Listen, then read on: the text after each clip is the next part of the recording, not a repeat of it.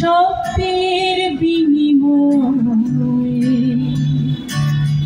কথাগুলো সুর হয়। এখনো স্বপ্ন দেখে নারী, শিকল ভাঙার স্বপ্ন, ঘর থেকে বেরিয়ে জীবনে স্বাবলম্বী হওয়ার স্বপ্ন। খুলিতে না পারি দরাদরি, সমাজের শিকলে আটকা পড়েছে পা, রান্নাঘরে খুন্তি নাড়ানাড়ি। নারী বিশ্বাস করে আলো আসবেই।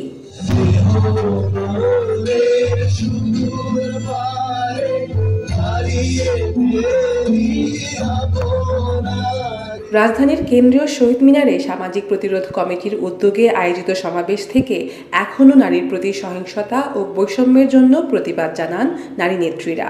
কারা করছে? কে আমার অধিকারে হাত দিচ্ছে? কে আমার অধিকার ছিনায় নিচ্ছে? কে আমার উপরে হায়েনার মতো থাবা ফেলছে? সেই পুরনো শকুন আজ আবার জাগ্রত হয়েছে। মানব জাতি জাগ্রত হন, নারী জাতি জাগ্রত হন।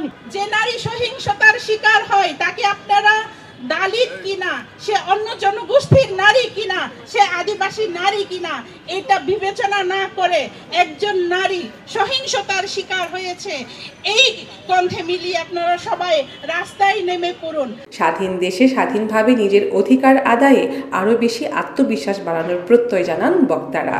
আমরা মেয়েরা, বাংলার মেয়ে, আমরা এই দুঃসময়কে ভয় পাই না। আমাদের ঐতিহ্য, আমাদের 52 ভাষা আন্দোলনের শহীদ মিনারের পাদদেশে দাঁড়িয়ে 2025 সালের 8 মার্চ আমরা ঘোষণা করতে চাই, এই দুঃসময় আমরা কাটাবই।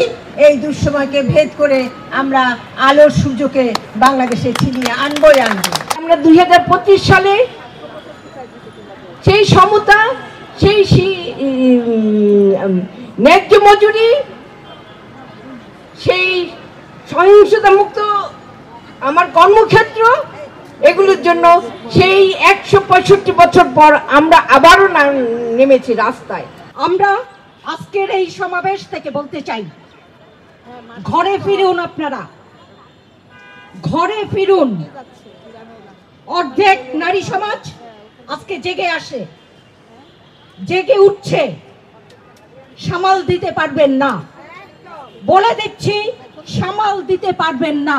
মানুষ সব ধরনের আছে সমাজে, কিন্তু ঘটার পরে, প্রতিবাদ করার পরে, পত্রিকায় আসার পরে, কেস থানায় যাওয়ার পরে থানা কেস দেয় না, পত্রিকা আসার পরে, প্রতিবাদ করার পরেও কোনো অ্যাকশন নেওয়া হয় না, কোনো সুস্পষ্ট বক্তব্য যেটা আমাদেরকে আশ্বস্ত করে সেটাও করা হচ্ছে না, বরঞ্চ একটার পর একটা সবাইকে ছেড়ে দেওয়া হচ্ছে।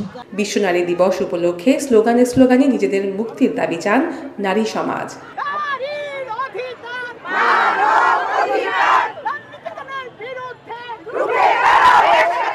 নাজনীন লাকি, সারাবাংলা.net, ঢাকা।